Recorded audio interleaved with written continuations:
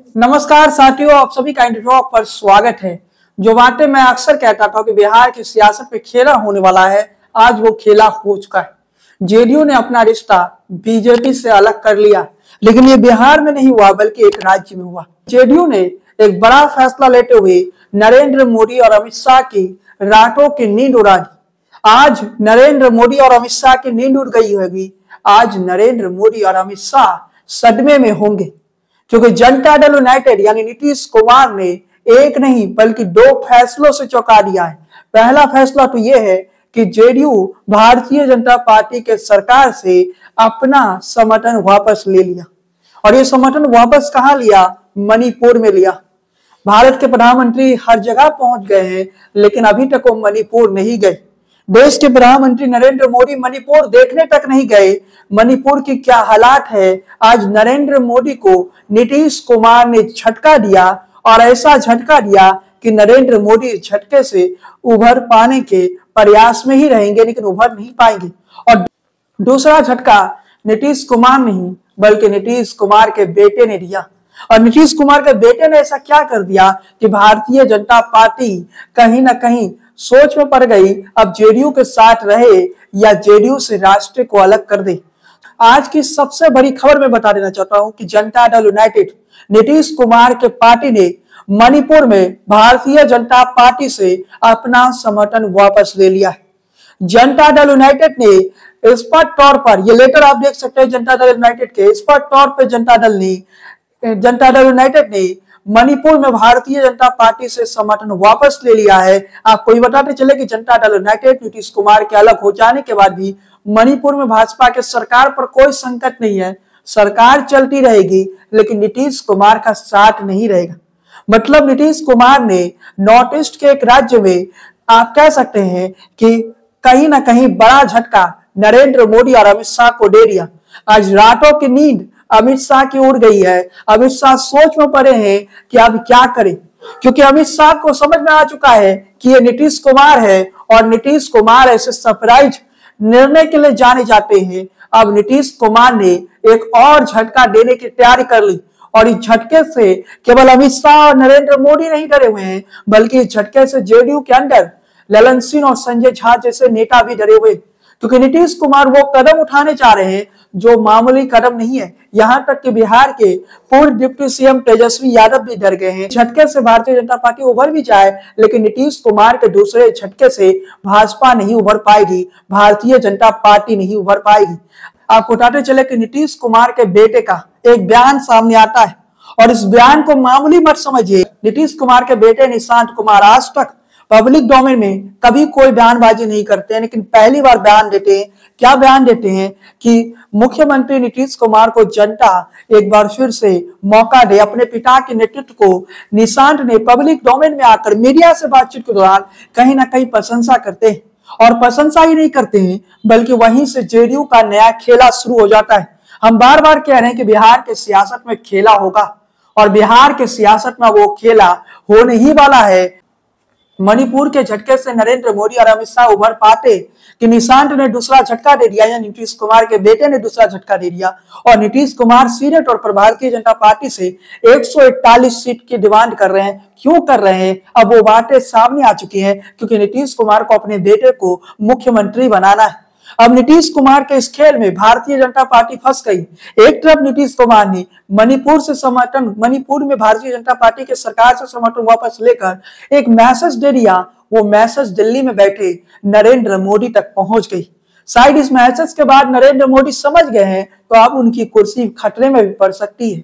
नरेंद्र मोदी की कुर्सी खतरे में पड़ सकती है, और ये नरेंद्र मोदी होने नहीं देंगे। ललन सिंह और संजय झा के जरिए नरेंद्र मोदी जेडीयू तोड़ने का जो प्लान अमित शाह ने तैयार किया है, अब उस प्लान पर फोकस करेंगे। यानी ऑपरेशन लोटस अब बिहार में होकर रहेगा, क्योंकि नीतीश कुमार ने ऐसा कदम उठा लिया जिस कदम की उम्मीद भारतीय जनता पार्टी ने भी नहीं थी।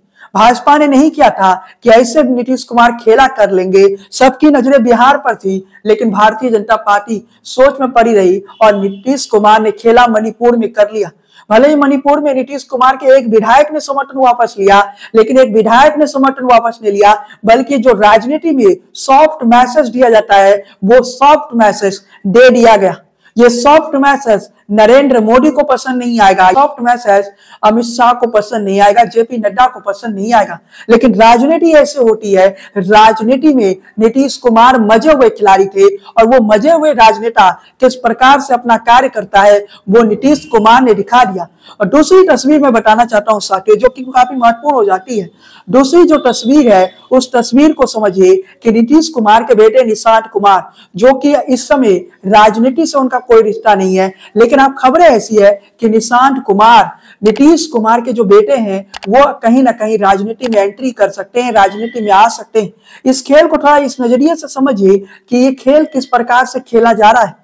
आपको ये भी बता दें कि मणिपुर में जेडीयू के एक विधायक नहीं था, बल्कि जेडीयू के 6 विधायक था, जिसमें 5 विधायक पहले ही ये जनता दल यूनाइटेड से अलग हो चुकी है। आपको थोड़ा मणिपुर की गणित में बता देना चाहता हूं, उसके बाद निशांत पर आऊंगा जो नीतीश कुमार के बेटे हैं।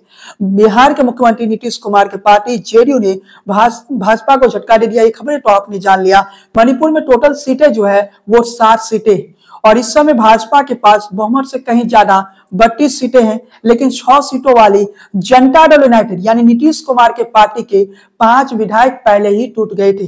अब नीतीश कुमार के समर्थन वापस ले लेने से भाजपा को कोई नुकसान नहीं, क्योंकि 2/3 के ज्यादा विधायकों को भारतीय जनता पार्टी पहले ही तोड़ चुकी है जेडीयू की।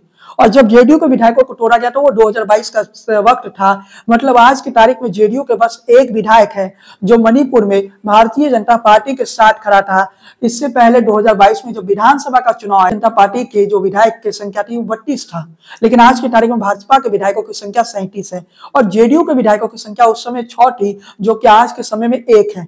मतलब नीतीश कुमार ने झटका तो दिया, नीतीश कुमार ने बड़ा झटका दिया, लेकिन इस झटके से भारतीय जनता पार्टी को कोई फर्क नहीं पड़ने वाला है, मणिपुर में कोई फर्क नहीं पड़ने वाला है। लेकिन वही काम अगर नीतीश कुमार बिहार में करते तब तो भारतीय जनता पार्टी की सरकार चले जाएगी, विपक्ष में आ जाएगी भारतीय जनता पार्टी।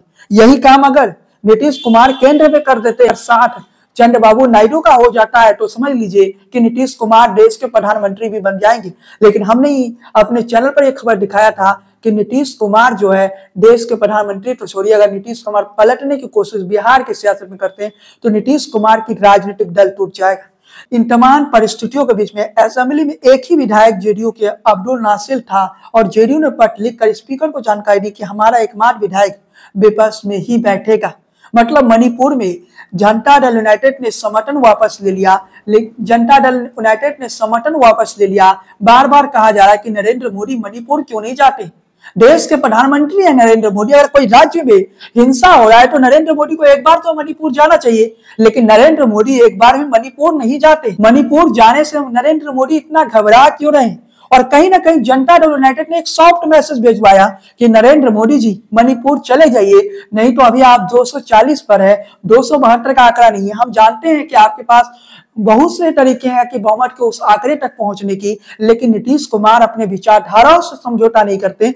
ये बातें नीतीश कुमार बता रहे। जो नीतीश कुमार का विचारधारा है उस विचारधारा या जनता दल यूनाइटेड का जो विचारधारा है उस विचारधारा से नीतीश कुमार कहीं ना कहीं समझौते के मूड में नहीं है। लेकिन नीतीश कुमार भी जानते हैं इसकी कीमत क्या हो सकती है। इसकी कीमत ये हो सकती है कि नीतीश कुमार की पार्टी बिहार में भी टूट जाए, जैसे मणिपुर में टूट गया। संजय झा और ललन सिंह के जरिए बिहार में भी भारतीय जनता पार्टी नीतीश कुमार के पार्टी को तोड़ने की तैयारी कर रही है ऑपरेशन लोटस के जरिए।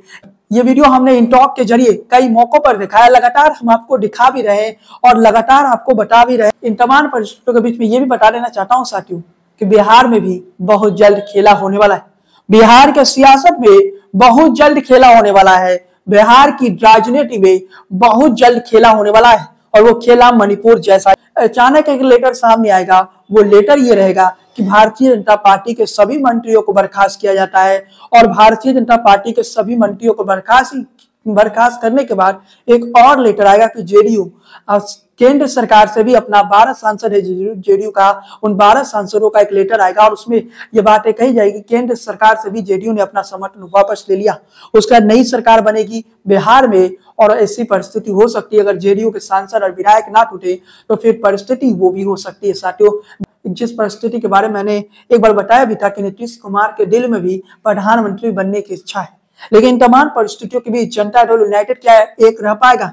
सबसे बड़ा सवाल हम बार बार बता रहे हैं कि जनता दल यूनाइटेड टूटेगा और जनता दल यूनाइटेड टूटेगा तो मतलब समझ लीजिए कि जनता दल यूनाइटेड टूटेगा तो नीतीश कुमार प्रधानमंत्री तो छोड़िए मुख्यमंत्री नहीं रहेंगे। तमाम परिस्थितियों के बीच नीतीश कुमार के बेटे निशांत की एंट्री होती है।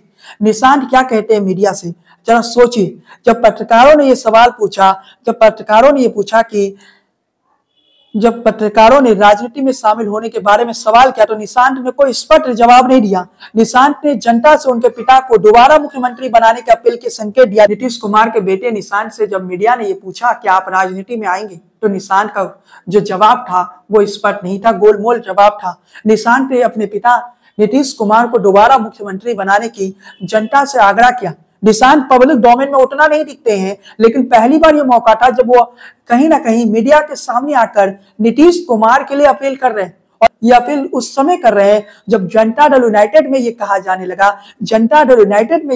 लगा साथियों कि जनता दल यूनाइटेड में निशांत की एंट्री हो जाए। निशांत की एंट्री कैसे होगा? निशांत की एंट्री से पहले कहीं ना कहीं जनता दल यूनाइटेड में सब कुछ तैयार किया जा रहा है, प्लान तैयार किया जा रहा है। लेकिन वहीं ललन सिंह और संजय झा जिनके आप कह सकते हैं ख्वाहिश मुख्यमंत्री बनने की है, वो कहीं ना कहीं सरप्राइज एंट्री से परेशान हो जाएंगे। इतने साल जनता दल यूनाइटेड को दिए, लेकिन पता चला कि नीतीश कुमार के बेटे निशांत कुमार बिहार के मुख्यमंत्री बन जाएंगे। अचानक एक दिन राजभवन से आवाज आएगा कि निशांत कुमार मुख्यमंत्री बन गए, और वो भी बिना मेहनत के निशांत कुमार मुख्यमंत्री बन गए केवल पिता के नाम पर। वो परिवारवाद की राजनीति के खिलाफ नीतीश कुमार अक्सर बोलते हैं। आज परिस्थिति वो हो गई कि उसी नीतीश कुमार के पार्टी में उन्हीं के बेटे निशांत कुमार को मुख्यमंत्री बनाने की बात कही जाने लगी, यानी निशांत कुमार ही नीतीश कुमार के राजनीति को संभालेंगे।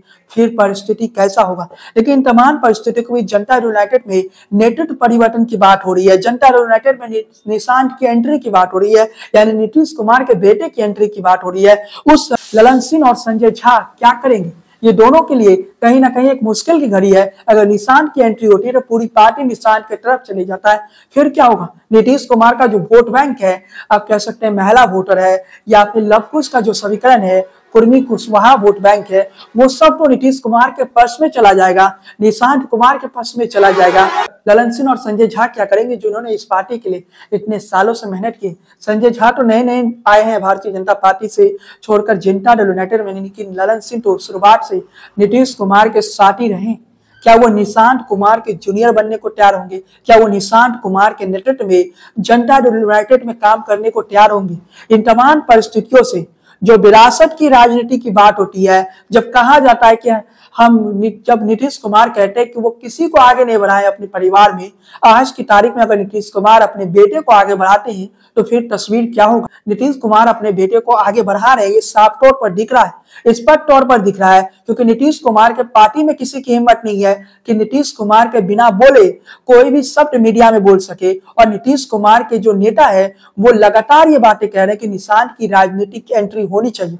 और निशांत की राजनीतिक एंट्री का मतलब है नीतीश कुमार का रिटायरमेंट। और नीतीश कुमार जब रिटायर होंगे तो नीतीश कुमार किसे सत्ता सौंपेंगे? तेजस्वी यादव सोच रहे थे कि नीतीश कुमार उन्हें सत्ता सौंप के चले जाएंगे। अब तस्वीर स्पष्ट हो चुकी है कि निशांत कुमार ही नीतीश कुमार के उत्तराधिकारी होंगे, यानी नीतीश कुमार के बेटे के पास ही जनता दल यूनाइटेड जाएगा। अगर ऐसा परिस्थिति होता है तो ये जो विरासत की बात होती है, जो आप कह सकते हैं कि परिवारवाद की राजनीति की बात होती है, इससे नीतीश कुमार भी अलग नहीं हो पाए हैं। लेकिन निशांत की ताजा बयान जो स्पष्ट तौर पर नहीं है कि वो राजनीति में आएंगे या फिर राजनीति में नहीं आएंगे, लेकिन निशांत का ये ताजा बयान बता रहा है कि जनता दल यूनाइटेड कहीं ना कहीं एक नए मोड़ पर पहुंच चुका है और जनता दल यूनाइटेड परिवारवाद की उस राजनीति की तरफ बढ़ चला है। लेकिन सबसे बड़ी बात, आज मणिपुर में भारतीय जनता पार्टी को झटका लगा और इस झटके से मणिपुर के झटके से भाजपा उभरेगी, उससे पहले कहीं बिहार में खेला ना हो जाए,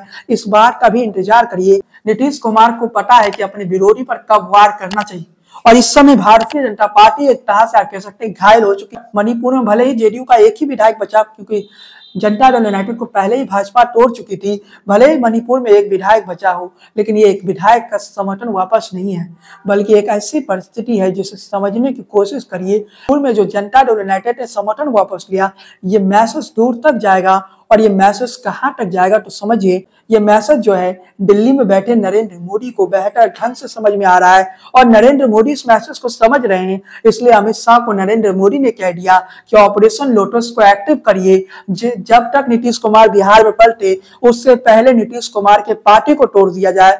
वही कहानी, वही फॉर्मूला अपनाया जाए जो महाराष्ट्र में अपनाया गया। जिस प्रकार से शिंदे ने उद्धव ठाकरे के पार्टी को तोड़ दिया, जिस प्रकार से शरद पवार के भतीजे अजित पवार ने शरद पवार के पार्टी को तोड़ दिया, एनसीपी को तोड़ दिया, उसी प्रकार से क्या ललन सिंह और संजय झा मिलकर नीतीश कुमार के पार्टी को तोड़ देंगे? क्योंकि ललन सिंह और संजय झा की जो तुलना की जाती है शरद पवार के भतीजे अजित पवार और एकनाथ शिंदे से की जाती है। एकनाथ शिंदे वही जो उद्धव ठाकरे की पार्टी को लेके चले गए, अभी नाराज चल रहे हैं, लेकिन उनके नाराज होने का कोई वजह, उनके नाराज चलने से भी कोई फायदा नहीं होगा, क्योंकि भारतीय जनता पार्टी इस समय महाराष्ट्र में पूर्ण बहुमत में आप कह सकते हैं लगभग है। और भारतीय जनता पार्टी के पास इतनी सीटें हैं कि अगर अजित पवार और एकनाथ शिंदे दोनों समर्थन वापस ले ले तब भी महाराष्ट्र के सरकार पर संकट नहीं है। यहाँ तो खेला ये होने वाला है कि एकनाथ शिंदे के सांसद टूटने जा रहे हैं, वो सांसद सीधे तौर पे भारतीय जनता पार्टी में जाने वाली,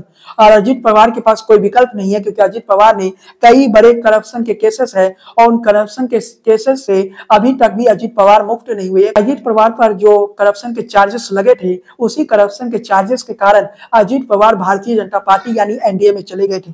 इन तमाम परिस्थितियों के बीच में एक तरफ नीतीश कुमार अपने बेटे के राजनीतिक में एंट्री करवा सकते हैं, दूसरी खबर मणिपुर से आती है कि मणिपुर में जनता दल यूनाइटेड के एकमात्र विधायक ने अपना समर्थन वापस ले लिया। लेकिन तमाम खबरों को हम जब एनालिसिस करते हैं, इन तमाम खबरों का एक छोटा सा एनालिसिस अगर हम करते हैं तो इस खबर से यही समझ में आता है कि बिहार की सियासत में बड़ा खेला होने वाला है।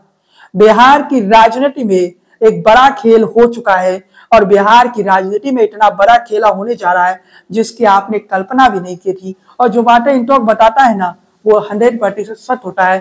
थोड़ा इंतजार कीजिए, बिहार के सियासत में वाकई बहुत बड़ा खेला होने वाला है। खैर साथियों, आज के इस वीडियो को हम यही समाप्त करते हैं। चैनल पर पहली बार आए तो सब्सक्राइब वाला बटन दबा दें, बेल आइकन की घंटी को बजाना बिल्कुल ना भूलें। फेसबुक पेज को फॉलो कीजिए, लाइक कीजिए, बने रहिए इंटॉक के साथ। जय हिंद, वंदे मातरम।